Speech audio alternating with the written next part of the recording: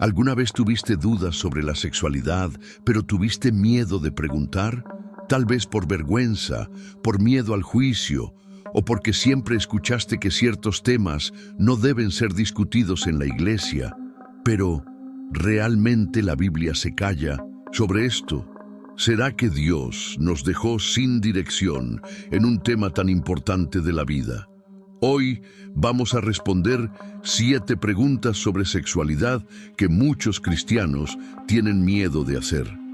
Y te adelanto, algunas respuestas pueden sorprenderte. Pero antes de comenzar, quiero hacerte una invitación. Si este tema es relevante para ti, deja tu like y suscríbete al canal para no perder contenido que esclarezca tu fe. Ahora, sin más demora, vamos con la primera pregunta. ¿Es pecado tener deseos sexuales? La verdad es que Dios nos creó como seres sexuales. El deseo sexual en sí no es pecado. Es parte de nuestra biología y fue planeado por Dios para la unión entre marido y mujer. El problema no es sentir el deseo, sino cómo lo manejamos. La Biblia enseña que debemos dominar nuestros impulsos y no ser dominados por ellos. Jesús dijo algo muy serio en Mateo 5:28. Pero yo os digo que cualquiera que mire a una mujer para codiciarla, ya en su corazón ha cometido adulterio con ella. Esto significa que el deseo puede convertirse en un problema cuando alimentamos pensamientos impuros, fantasías pecaminosas o nos entregamos a prácticas que desagradan a Dios. El deseo debe ser controlado por nuestra mente y por el Espíritu Santo, y no por nuestro cuerpo.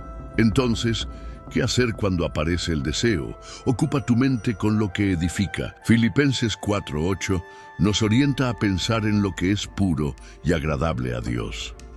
Evita los desencadenantes que te llevan a la tentación.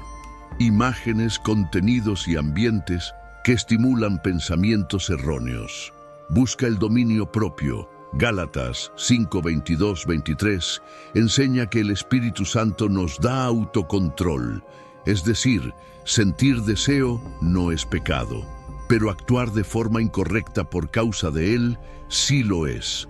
Dios nos llama a vivir en pureza, pero no a negar nuestra humanidad. ¿Qué dice realmente la Biblia sobre la masturbación?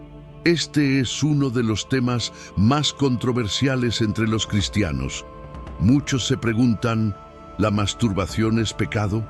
Pero curiosamente, la Biblia no menciona directamente esta práctica. ¿Significa esto que está permitido? ¿O hay principios que nos ayudan a entender la respuesta? La clave para esta cuestión está en el corazón y en la intención detrás del acto. Vamos a analizar 3 puntos importantes. La masturbación generalmente está ligada a la lujuria. Jesús dijo en Mateo 5:28 que incluso desear a alguien de manera impura en el corazón ya es pecado. Normalmente, la masturbación viene acompañada de pensamientos inmorales o pornografía, lo que ya nos lleva al error. Puede generar esclavitud y adicción. En 1 Corintios 6:12, Pablo nos advierte: todas las cosas me son lícitas, pero no me dejaré dominar por ninguna de ellas. Si la masturbación se convierte en un hábito incontrolable, ya está tomando un lugar incorrecto en tu vida. Se aleja del propósito de Dios para la sexualidad. Dios creó el deseo sexual para ser compartido dentro del matrimonio. Génesis 2:24. La masturbación es un placer solitario que puede distorsionar la visión bíblica de la relación. Entonces, ¿cuál es la respuesta? La Biblia no dice directamente masturbarse es pecado, pero nos da principios que nos hacen reflexionar. ¿Esta práctica me está acercando o alejando de Dios? Si luchas contra esto, algunas acciones pueden ayudarte. Evita contenidos que alimenten la tentación. Filipenses 4:8. Busca llenar tu mente con la palabra y oración. Salmo 119:9. Pide ayuda si es una adicción. Dios nos fortalece cuando reconocemos nuestra debilidad. 2 Corintios 12:9. El objetivo aquí no es generar culpa, sino conciencia y transformación.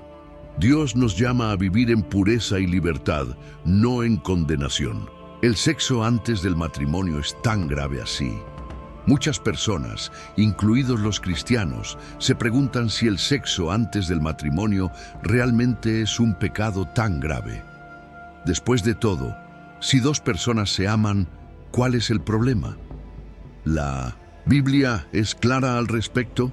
La respuesta corta es sí. La Biblia condena el sexo antes del matrimonio, y no porque Dios quiera impedir la felicidad de alguien, sino porque Él sabe el impacto profundo de la intimidad sexual. Veamos 3 razones bíblicas para esto. El sexo fue creado para el matrimonio. Génesis 2:24 dice: por eso dejará el hombre a su padre y a su madre, y se unirá a su mujer, y serán una sola carne. El acto sexual no es solo físico, sino una unión profunda de alma y espíritu. Fuera del matrimonio, pierde su propósito original. La fornicación está claramente condenada. Corintios 6:18 nos advierte: huid de la inmoralidad sexual. Todos los demás pecados que alguien comete, los comete fuera del cuerpo, pero el que peca sexualmente, peca contra su propio cuerpo. El término inmoralidad sexual, porneia en griego, incluye el sexo antes del matrimonio. Las consecuencias pueden ser destructivas: embarazo no deseado, enfermedades, traumas emocionales, comparaciones en el futuro matrimonio. Son marcas que podrían evitarse. Además, la culpa y el distanciamiento de Dios son efectos espirituales reales. Pero ¿qué pasa si alguien ya practicó sexo antes del matrimonio? La gracia de Dios es más grande que cualquier error. 1 Juan 1:9 nos recuerda: si confesamos nuestros pecados, Él es fiel y justo para perdonar nuestros pecados y limpiarnos de toda injusticia. Si esa es tu situación, no cargues con culpa. Dios te llama a un nuevo comienzo. Es posible vivir en santidad a partir de hoy. ¿Qué hacer cuando un cónyuge no quiere tener relaciones? El matrimonio es una relación que implica compañerismo, compromiso e intimidad. Pero, ¿qué pasa cuando uno de los cónyuges pierde el interés sexual? ¿Qué hacer cuando uno quiere, pero el otro no? La Biblia nos da orientaciones claras sobre esto. Vamos a analizar 3 principios fundamentales. Primero, el sexo en el matrimonio es una bendición, no una obligación pesada. En 1 Corintios 7:3-5, Pablo enseña: el marido debe cumplir con sus deberes conyugales para con su esposa, y de la misma manera la esposa con su marido. La esposa no tiene autoridad sobre su propio cuerpo, sino el marido, y tampoco el marido tiene autoridad sobre su propio cuerpo, sino la esposa. No se privarán el uno al otro, a no ser por mutuo consentimiento y durante cierto tiempo, para dedicarse a la oración. Después, únanse nuevamente, para que Satanás no los tiente por no tener dominio propio. Esto significa que el sexo no debe usarse como una moneda de cambio, castigo o manipulación dentro del matrimonio. Al contrario, es una forma de fortalecer la relación. Segundo, el diálogo es esencial. La falta de intimidad puede tener varias razones: estrés, problemas emocionales, traumas, cuestiones hormonales o incluso resentimientos no resueltos. La pareja debe hablar con amor y paciencia, sin exigencias agresivas. Efesios 4:2 nos enseña: sean completamente humildes y dóciles, y sean pacientes, soportándose unos a otros con amor. Si hay dificultades, busquen ayuda juntos, ya sea con un pastor, un terapeuta cristiano o mediante la oración. Tercero, el amor verdadero piensa en el otro. El matrimonio no se trata solo de lo que yo quiero, sino de lo que fortalece a ambos. Filipenses 2:4 dice: Cada uno cuide no solo de sus propios intereses, sino también de los intereses de los demás. Si tu cónyuge no desea intimidad, en lugar de quejarte, trata de entender qué hay detrás de eso. Muchas veces, gestos de cariño, comprensión y seguridad emocional hacen más diferencia que una simple insistencia. Si estás viviendo esto, ¿qué puedes hacer? Ora y pide a Dios sabiduría para lidiar con la situación. Santiago 1:5. Evita acusaciones. En su lugar, expresa tus necesidades con amor. Proverbios 15:1. Sé paciente y comprensivo, recordando que el matrimonio es una jornada compartida. El objetivo del matrimonio no es solo la satisfacción personal, sino el crecimiento mutuo. Cuando ambos trabajan juntos, Dios fortalece la relación. ¿El cristiano puede usar métodos anticonceptivos? Este es un tema que genera bastante debate entre los cristianos. Algunos creen que cualquier forma de control de natalidad es errónea, mientras que otros entienden que Dios nos dio sabiduría para planificar la familia. Pero, ¿qué enseña realmente la Biblia sobre esto? La palabra de Dios no menciona directamente los métodos anticonceptivos modernos, pero existen principios bíblicos que nos ayudan a reflexionar. Primero, los hijos son una bendición, pero la paternidad debe ser responsable. Salmo 127:3 dice: «Los hijos son herencia del Señor, una recompensa que Él da». Tener hijos es un don, pero eso no significa que debemos tener hijos sin planificación. Dios nos llama a ser buenos administradores de nuestra familia, Proverbios 24:3. Segundo, el problema no está en el método, sino en la motivación. En Génesis 1:28, Dios ordena: «Sed fecundos y multiplicaos». ¿Pero significa esto que toda pareja cristiana debe tener la mayor cantidad de hijos posible? Si la decisión de usar anticonceptivos viene del egoísmo o del miedo de confiar en Dios, quizás sea necesario reevaluarla. Sin embargo, si es una elección hecha con oración y sabiduría, no hay pecado en ello. Tercero, deben evitarse los métodos que destruyen la vida, métodos que interrumpen una vida ya concebida, como el aborto, no son aceptables bíblicamente. Jeremías 1:5 muestra que Dios ya conoce la vida antes de su nacimiento. Los métodos anticonceptivos que impiden la fecundación, como las píldoras y los condones, no son condenados directamente en la Biblia. Entonces, ¿cuál es la respuesta? La decisión debe tomarse en oración y sabiduría. Santiago 1:5. La pareja debe estar de acuerdo, ya que la decisión afecta a ambos. Amós 3:3. Los métodos que interrumpen una vida ya generada no son compatibles con los principios bíblicos. La clave está en entender que la planificación familiar es algo personal entre la pareja y Dios. Lo más importante es buscar siempre su voluntad para la familia. Es pecado sentir deseo sexual. Muchos cristianos enfrentan culpa y dudas sobre el deseo sexual. Es malo sentir atracción por alguien. Este deseo, por sí mismo, ya es pecado. Vamos a aclarar esto a la luz de la Biblia.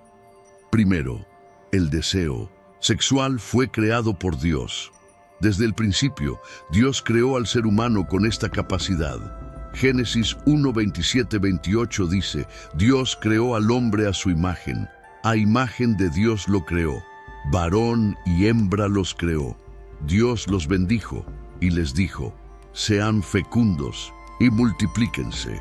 Esto significa que el deseo sexual no es pecado en sí mismo, sino un regalo de Dios que debe ser bien dirigido. Segundo, el problema está en el mal uso del deseo. Aunque el deseo sexual es natural, la Biblia advierte contra su uso descontrolado o fuera del propósito divino. En Mateo 5:28, Jesús dijo: pero yo les digo que cualquiera que mire a una mujer para desearla ya ha cometido adulterio con ella en su corazón. Aquí, Jesús no está condenando la atracción natural, sino el deseo cultivado de manera pecaminosa como la lascivia o el adulterio en el corazón. Tercero, ¿cómo manejar los deseos de forma santa? Evita alimentar pensamientos impuros. Filipenses 4:8. Busca dominio propio, ya que el Espíritu Santo nos capacita para ello. Gálatas 5:22-23. Si eres soltero, evita situaciones que intensifiquen las tentaciones. 1 Corintios 6:18. Si estás casado, disfruta de la intimidad dentro del matrimonio, ya que es una bendición. Proverbios 5:18-19. ¿Sentir deseo es pecado? No. El deseo sexual, cuando se dirige correctamente, es parte del plan de Dios para nosotros. Lo que define si algo es pecado o no es la forma en que lo manejamos. Si has estado luchando con deseos fuera del plan de Dios, recuerda, Él puede ayudarte a vivir en pureza. ¿Cómo saber si estoy viviendo en pureza sexual? Muchos cristianos tienen esta duda. ¿Cómo saber si estoy viviendo en pureza sexual? ¿Estoy agradando a Dios con mi vida sexual? La pureza es algo que debemos buscar constantemente. Pero, ¿qué significa esto realmente en la práctica? Vamos a explorar los aspectos de esta búsqueda bíblica de la pureza. Primero, la pureza comienza en el corazón. La pureza no se trata solo de acciones, sino también de los pensamientos e intenciones del corazón. Jesús, en Mateo 5:8 dijo, «Bienaventurados los de limpio corazón, porque ellos verán a Dios». La pureza sexual comienza con la decisión interna de mantener el corazón limpio ante Dios. Pensamientos impuros, deseos ilícitos o imaginaciones carnales deben ser traídos a la luz y tratados. Segundo, huir de la inmoralidad sexual. La Biblia es clara sobre lo que debemos evitar. En 1 Corintios 6:18, Pablo nos instruye, huid de la inmoralidad sexual. Todos los demás pecados que una persona comete fuera del cuerpo los comete, pero quien peca sexualmente, peca contra su propio cuerpo. La inmoralidad sexual, porneia, incluye todas las prácticas sexuales que no están dentro del contexto del matrimonio entre un hombre y una mujer. Huir de esto no solo significa evitar el acto sexual fuera del matrimonio, sino también evitar lo que lleva a la tentación. Pornografía, conversaciones inmorales e incluso ciertas amistades o ambientes que puedan hacernos caer. Tercero, la pureza también involucra las acciones y el comportamiento. La pureza sexual también es vivir de manera íntegra y respetuosa en las relaciones con los demás. Esto incluye evitar la objetificación de las personas, tratándolas con dignidad y respeto. 1 Timoteo 5:2. Respetar los límites del cónyuge, cultivando una intimidad verdadera dentro del matrimonio. Mantener una conducta honorable e irreprensible, como nos enseña Pablo en 1 Tesalonicenses 4:3-5. Cuarto, arrepentimiento y transformación. Nadie es perfecto y muchos ya han cometido fallos en el pasado. Pero la pureza sexual también involucra arrepentimiento y renovación. 1 Juan 1:9 nos recuerda, si confesamos nuestros pecados, Él es fiel y justo para perdonar nuestros pecados y limpiarnos de toda maldad. Si has fallado, no vivas en culpa. Busca a Dios, arrepiéntete y pide su ayuda para vivir en santidad de aquí en adelante. La pureza sexual no es una cuestión de perfección, sino de alineación con la voluntad de Dios. Si tu corazón está buscando agradar a Dios, si evitas las situaciones que pueden llevar a la tentación, y si estás practicando la santidad de acuerdo con los principios bíblicos, estás viviendo en pureza. Y recuerda, el Espíritu Santo es tu ayudador. Con Él puedes vivir en santidad. Espero que hayas encontrado luz para estas cuestiones. Que Dios bendiga tu vida grandemente. Hasta el próximo video.